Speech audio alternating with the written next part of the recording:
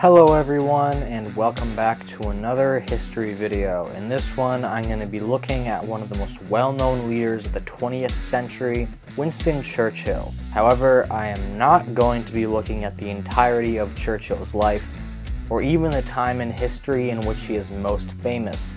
Instead, I'm going to be focusing on Winston Churchill's career before the interwar period. While everyone knows about his leadership during World War II, from his never surrender speech to the declaration of the Cold War, and most history buffs know about Churchill's role in the failed Gallipoli campaign in World War I, not many people know much about him in between those points. Fortunately, there is an abundance of information about the man, and he is even portrayed multiple times in the amazing BBC program Peaky Blinders, which you can find on Netflix. In this video, I'm going to look at the life and career of Winston Churchill during the interwar period, specifically between 1919 and 1929, as this is when the show Peaky Blinders has taken place so far.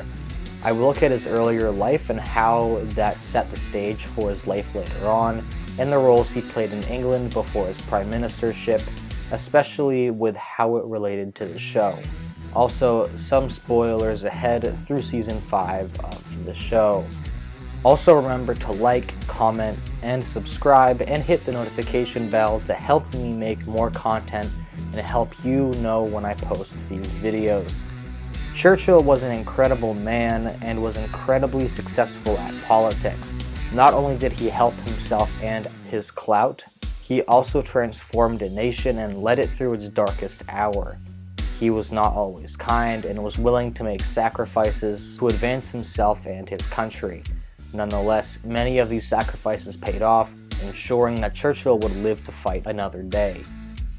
In the show Peaky Blinders, he is portrayed as such, willing to work within the system, but also going outside of it and shaking hands with those that he shouldn't. Nonetheless, he gets the job done.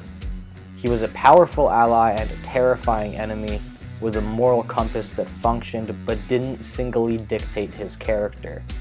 With that said, let's look at England's most famous ruler and Peaky Blinders' most powerful man, Winston Churchill.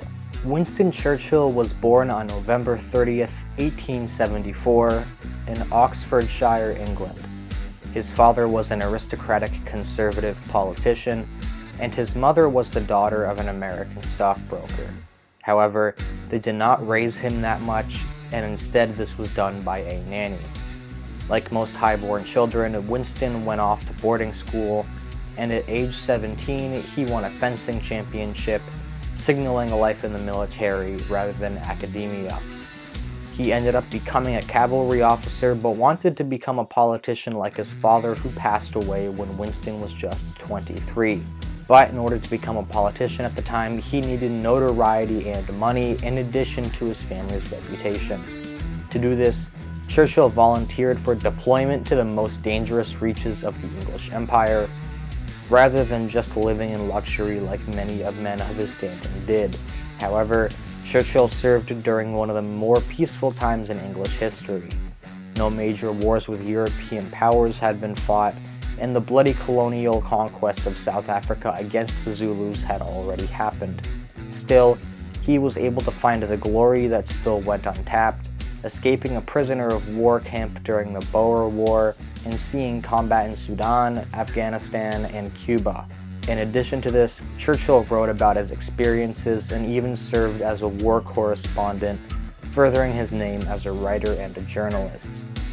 His writing is what eventually got him enough fame for politics, and he entered Parliament in the year 1900, representing the town of Oldham at the age of 25. At first being a conservative, he switched parties 4 years in and became a liberal, helping to create England's modern welfare state. During this time, Churchill rose to become Home Secretary, which is similar to head of Homeland Security today in America. During this time, he famously came onto the scene of a standoff between Latvian criminals and the police and led the effort to kill them on the ground. Here we see the beginning of Churchill's involvement in stopping criminal activity, which reflects what we see in the show. Eventually, he became a minister of the Navy, but only held this position for a couple of years after his oversight of the failed and very bloody Gallipoli campaign that killed more than 10,000 Anzacs and 30,000 English troops. In 1915, after his resignation, Churchill led a battalion of Fusiliers on the Western Front and almost died at one point when a German shell sent a large piece of shrapnel between him and a colleague he was speaking with.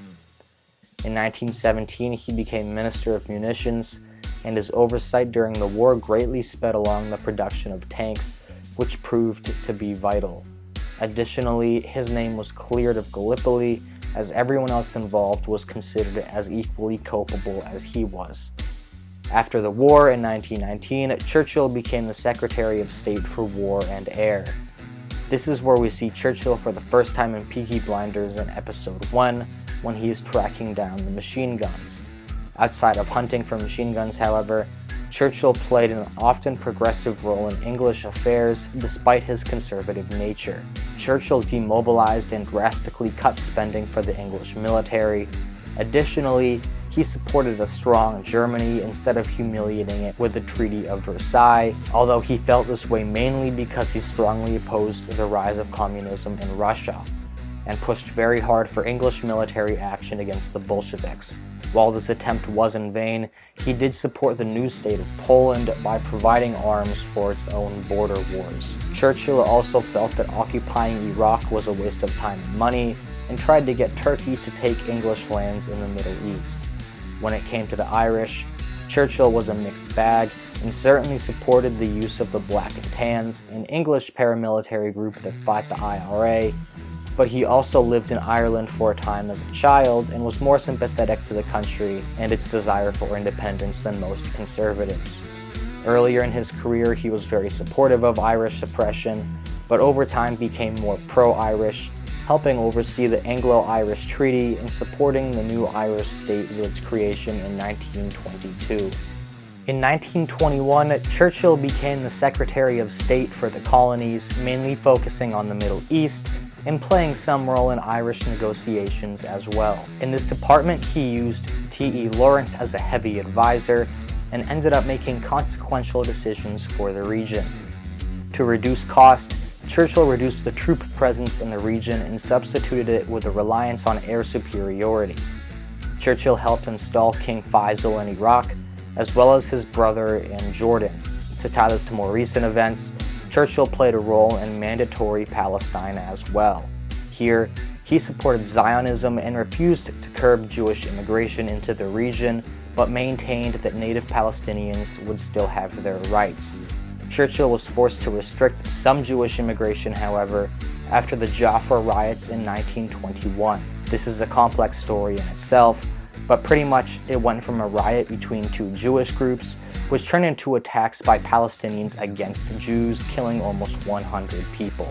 On a lighter note, Churchill also began painting and writing more at this time. 1922 was a dark year for Churchill, as he ended up losing most of his political clout. This is also complicated, but long story short, the Conservative Party, which Churchill had rejoined by this point, withdrew from the parliamentary coalition, and as a result, all of the seats that the party held had to be re-elected from different parties. At the same time, Churchill had appendicitis and had to undergo surgery, which played a big role in costing him re-election. The witty statesman later wrote that he was, quote, without an office, without a seat, without a party, and without an appendix.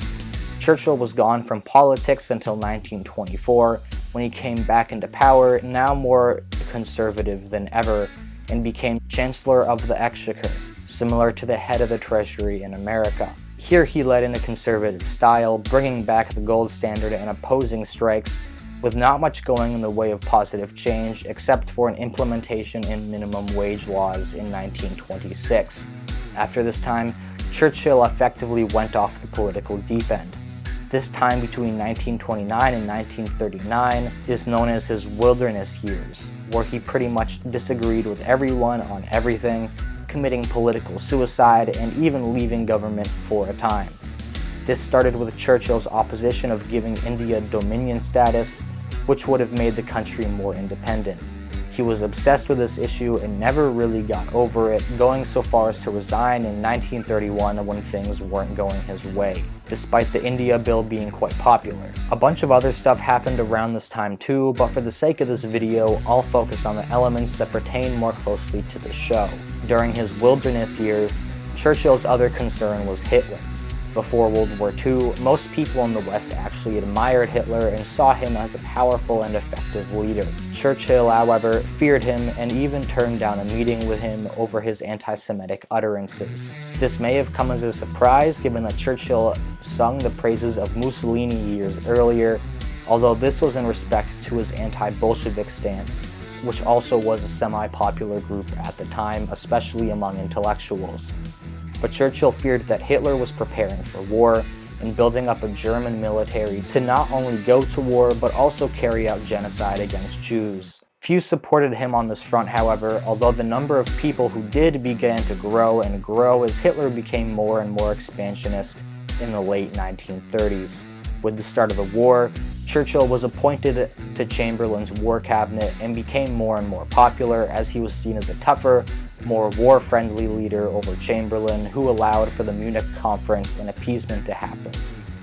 With Churchill's invasion of the Low Countries in 1940, Chamberlain resigned and Churchill became Prime Minister, going on to lead England successfully through the war.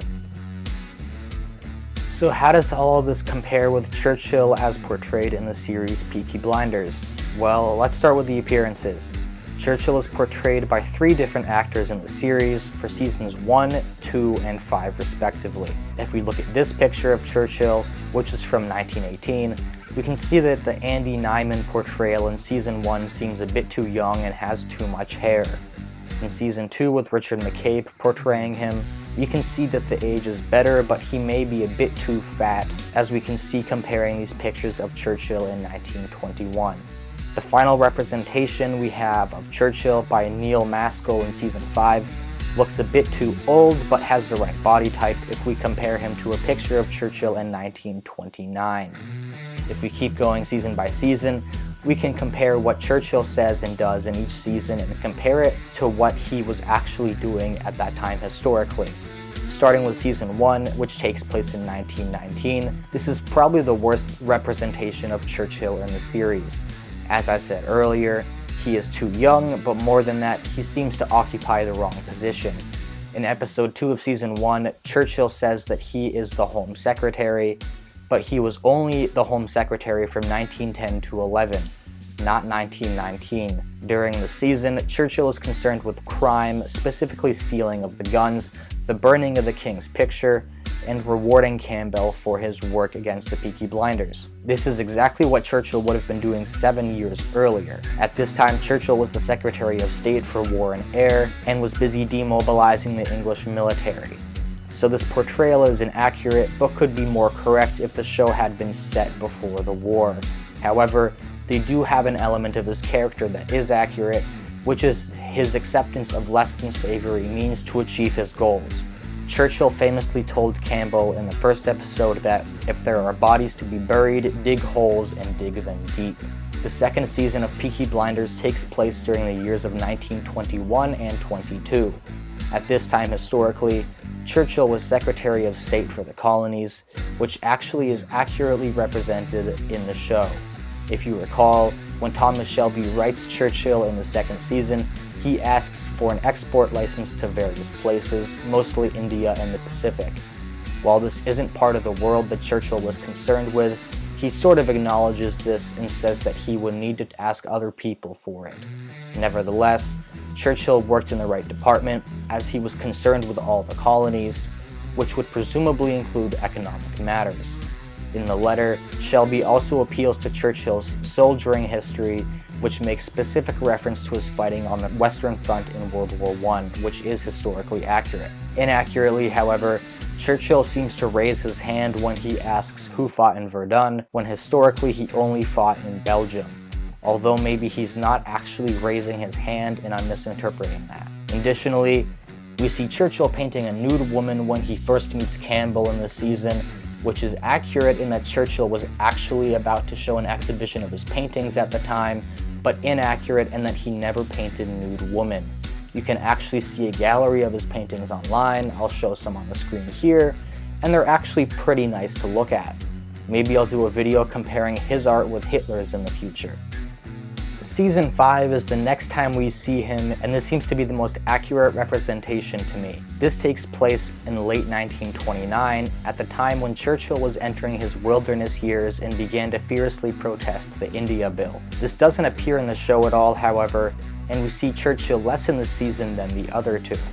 In episode 4, we see him smoking a cigar watching Shelby giving a speech, and we see him at the beginning of episode 6, where he is talking with Shelby about his plans with Mosley. Personally, I think this is the best Churchill scene in the series to date, and it gets into Churchill's darker side.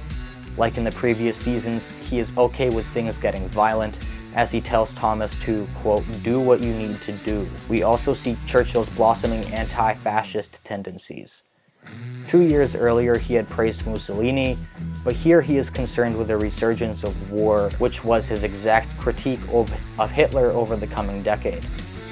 He also shows something of a tortured conscience, saying that he has trouble sleeping and holds on to his desire to live by waiting for his next cigar. In short, I'd say the Peaky Blinders representation of Churchill is spotty, with plenty of mistakes, but also grounding in real life. Churchill may appear in season 6, which I can't wait for, and now that I think about it, Churchill is on the short list of people who may have betrayed Thomas, given that he knew about the plot and he has shown support for fascism years earlier. That being said, it probably wasn't him, given that A, he's too small of a character to give such a powerful position to, B, he doesn't know the details, and C, he doesn't like a fascism, especially the militarist kind. So that's it for this video, everyone. Let me know what you think of this video, and remember to like, comment, and subscribe, and hit the notification bell. Hope all of you have a great day, and I will see you all in the next one. Goodbye.